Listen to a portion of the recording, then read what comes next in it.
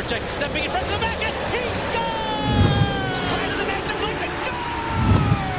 Giroux! He scores! Wayne Simmons, again, pure determination.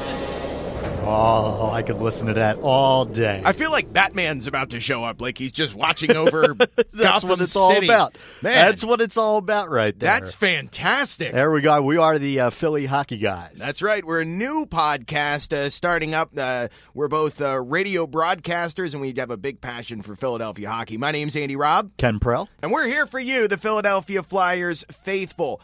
And you can always follow us at Philly Hockey Guy. Was Philly Hockey Guys taken? Or did I could only go Philly Hockey Guy. It wouldn't give me the S. They wouldn't give you one extra letter? They would not give me the extra letter. Why? I don't know. Twitter always is just so restrictive, but you can always follow us there. Anyway, now shout out to all of our friends and neighbors in the community of Reddit Flyers. I've been hanging out in that subreddit for a good while. Great community, one of the best Flyers communities ever. And what we're trying to do with this podcast is keep it short, keep it informative, but at the same time, keep everybody involved. Absolutely. And, one of the things that drives me nuts about Philadelphia sports talk is that you never get any Flyers talk. No. Unless something huge happens. Unless if somebody's arrested, traded, other things like that. Exactly. Or fired. And even then, you get maybe a 5-10 minute segment. So you never get any real Flyers talk. And then they give you like 15 minutes of just talking about some dude from the Eagles. Yeah, so that's what's great to see on Reddit is that there's, besides the podcast that we're starting here, there's been a couple others out there as well. Yeah, I don't have those usernames in front of me right now, but shout out to those people that are making their podcasts happen too. Just like we said in our post on the subreddit, there's no reason why we can't all work together and show the world why Flyers fans are the best fans in the world. Absolutely, absolutely. So we've been talking about this probably for the past, 2-3 months now, getting this podcast going. Yeah. And our goal all along was to get this started by the start of the season. But now everybody else is stepping up their game and getting podcasts out there. So we figured out, what the hell, we'll jump in right now. Well, not only that, but we've had such a productive offseason. And somebody said it best, Ron Hextall has done more in a few days than Ruben Amaro has done in 4 years with the Phillies. Do we even have to bring up that Philadelphia has a baseball team at this point? Yeah, that's the last time you're going to hear the words Ruben Amaro on this program. Now, a little bit about ourselves. We are working in the radio industry. I'm a DJ on a radio station, and we also work for a broadcasting company, and we're in the middle of central Pennsylvania. And we're surrounded by Penguins fans. It is the fucking worst. Sucks. It does. It is the absolute worst. Yeah, and we want to try to change that a little bit, and we want to reach out to the community here. So let's talk about some of the things that we'll have coming up on the show. Well, that's the one thing. We want to make this as interactive as possible. We're going to have segments where we're going to have people from our Flyers ask us questions, or we'll ask them questions. Maybe some people can provide more input than we can. We want to do interviews with some of the beat writers out there. We should. We also want to try to just harass Tim Panaccio as much as possible. Absolutely. Well, this is our first little thing. This is a short little introduction as to what we're doing here and what we're going to keep doing over the next few weeks, and we're hopefully going to have something a little bit longer coming up in the next few days as well. But we want to hear from you. If you have any questions, anything that you'd like us to focus on, you can always email us at phillyhockeyguys@gmail.com.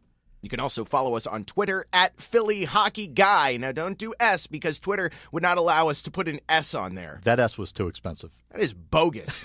We don't have the budget for that. Too bad we couldn't make the S a $sign. That would be really awesome. So there's so much stuff going on with the Flyers. Obviously, the Flyers taking Ivan Provorov overall, number 7 in the draft. I think that was just almost meant to be. How some other team didn't pick up Provorov before 7 is just remarkable to me. I kept waiting for another team, especially Columbus, to jump up and to that number 6 spot with the Devils and then screw us out of. I thought the Devils were going to take him. Well, remember, I was unable to watch the draft that night. I was texting you, right, saying, "Here we go. The Devils are going to screw us. Just watch. The Devils are going to screw us." And for whatever reason, the hockey gods are starting to smile on us, I think. I wouldn't go that far, but come on, with all the moves that Hextall has made, best move Hextall has made so far.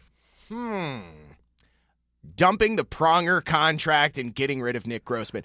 I still don't know how that happened in the NHL. That just shows you how screwed up Bettman has got the NHL behind the scenes. I think Hextall has dirt. Hextall's got dirt on somebody at Phoenix. That's fine, whatever. Yeah.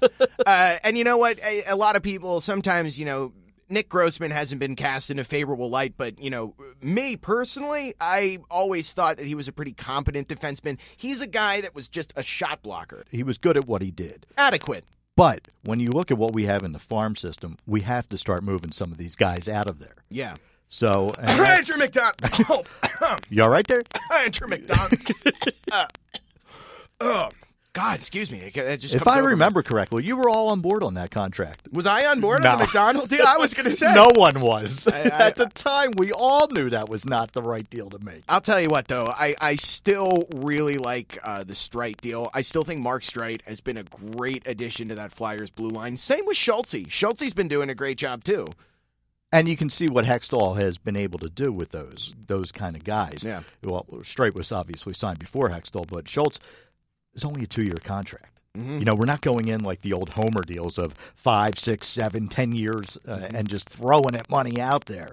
So it's so nice to have a GM that's kind of in control. I feel like I can breathe more. I feel like, and that's probably the consensus of a lot of fans out there that, Hextall is really starting to steer the ship in the right direction. And the best part is, Uncle Ed seems like he's on board. That's what I was looking at the developmental camp that was going on just the other day. And he's up there, and, he's talking with Hextall. That's another thing we haven't even touched on yet, the brand new coach.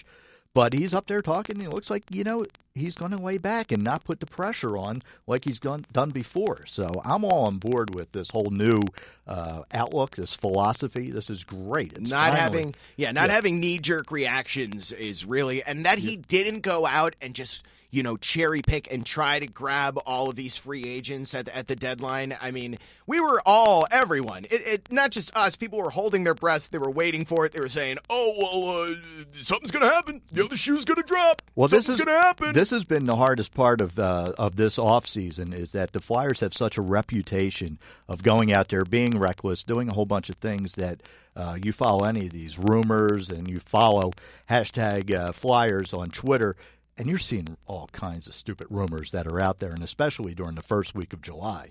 Yeah. It's just been out of control. And you know what? This isn't the old Flyers anymore. This is now the Hextall Flyers. This is going to be sit back, be a little patient, let the guys develop. Hextall's already done a great job this offseason, but if he can find a way to get rid of the Vinny contract and the McDonald contract, I'll tell you what, build a statue of the guy right now. You mentioned an interesting point, and that's something I wanted to touch on real quick. The one, the only, Vincent Lecavalier, okay, who I'm still a fan of. I've been a fan of him. He was great in 2004 when he won with the Lightning. He was not used the right way by Chief. Now, do you think that if things, don't go in the direction where he leaves the organization, do you think he could still find some sort of fit into Hextall's new scheme? I do not. And just because, again, this goes back to Hextall being a college coach. How did North Dakota play?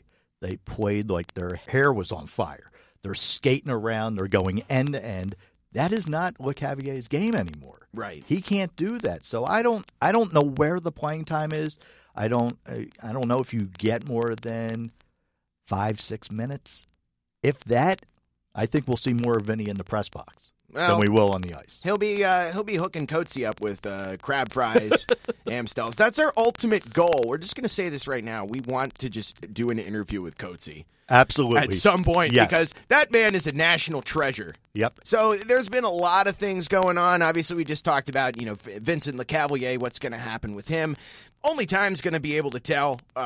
There has been times where players are going to reinvigorate their careers, like everyone's favorite porn star fan, Michael Del Zotto, turned things around. He had a great season last year. Same thing, Does he sign? Does he sign? Yeah.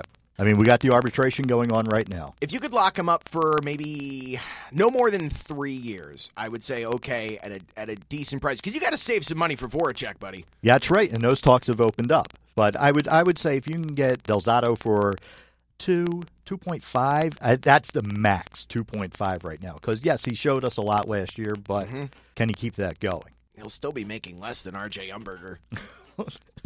These are the guys that I forget about, especially because, he ended the season hurt. I don't know, maybe he has a bounce back. He could. I don't know. I think maybe putting a lot of and hope out there. I think Sam Gagne is going to have a good season too, and that's weird saying that there's another Gagne in Philly and it's not Simone. It's all right. He spells it differently. So yeah, they're like Gagner. Who's Gagner? But I like that trade a lot. I do too. Yeah, because he got rid of that Pronger contract. Not Who because of that. Like that? Yeah. No, and I should specify that a little bit more. I like that they didn't buy him out. Yeah. I like that they kept him. And again, it's almost like Delzato last year. It's kind of a 1 year. Show me what you can do. Can you fit into this team, and can you contribute? And I think that kind of motivation is exactly what the Flyers need if they want to get back to the playoffs next year. And if it doesn't work out, hey. You buy him out next year for what, $600,000, and that's it. And then you move on. Too soon to ask a lot of these questions, so we'll get to it in a little bit. Like, will Provorov wind up making the team? I mean, it just started. All right, Trial on the Isle was just earlier today. So we'll get into all that kind of stuff and ask those tough questions. But as of right now, this is a new podcast. Vinny LeCavalier is still here. Andrew McDonald is still here. But that's okay. That's okay. For right now. We're going to get through it. You got to trust the process. And, you're pulling a page from the Hinkie book, but you got to. You got to trust the process. It's not as bad as Hinkie. Hinkie just got, he collects these assets and then gets rid of them and then collects more assets. Hextall's not doing that. Yeah. Hextall is using the assets. Are we going to see him up with all these assets up with the big team? No. They'll be down with the Phantoms. But, I definitely trust the process. And right now, out of all the Philadelphia sports team, I think I trust Hextall the most. Yeah, I mean, and we've said this before. I'll say it again. If you came to me in 2008 when the Phillies were crowned World Series champions, world fucking champions, as Chase Utley put it, if you came to me and said, hey, you're going to trust the front office of the Flyers, Eagles, and Sixers more than the Phillies 6 years from now, I would have been like, get out of here. See, I would have actually said I would believe that. I was never on board with Ruben. I was an Arbuckle guy, and when and I think this team would be in much. Again, I don't want to talk about the Phillies. I don't want to get off track. We're already all over the place. That's fine. Right now in this short little introductory podcast. I trust a Ruben sandwich more than Amaro to run a team. We should rename this podcast the Rip Ruben Podcast. Now, we'll make a second podcast. So just follow us at Philly Hockey Guy, because once again, Twitter would not give us that extra S. Damn you, Twitter. Twitter! You bastard! Oh, one more thing before we go. My favorite move of the offseason so far, getting rid of Zach Ronaldo. You know my deep hatred for Zach Ronaldo. Every day after a game, we'd come into work together, and I'd be like, damn it, he did it again. He cost us again. Taking those dumb penalties. Yep. But so now, I will, I don't know what's going on in Boston, but I love it. Yeah, I don't care. Let him implode. Fine. That's fine. Yep. I don't care. Do whatever you want. So that's my favorite move of the offseason so far.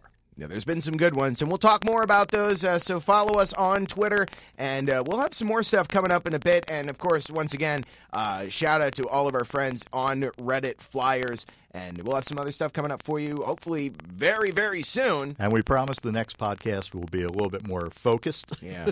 We're just kind of spitballing here today. We're actually right now at our broadcasting job, and we're actually not working right now, so we're kind of I don't think we can say that. We came out here and just started doing that. I think I have a meeting to run to. Do you have a meeting to run to? I think so. I might actually have work to do, so whatever capacity this is posted to,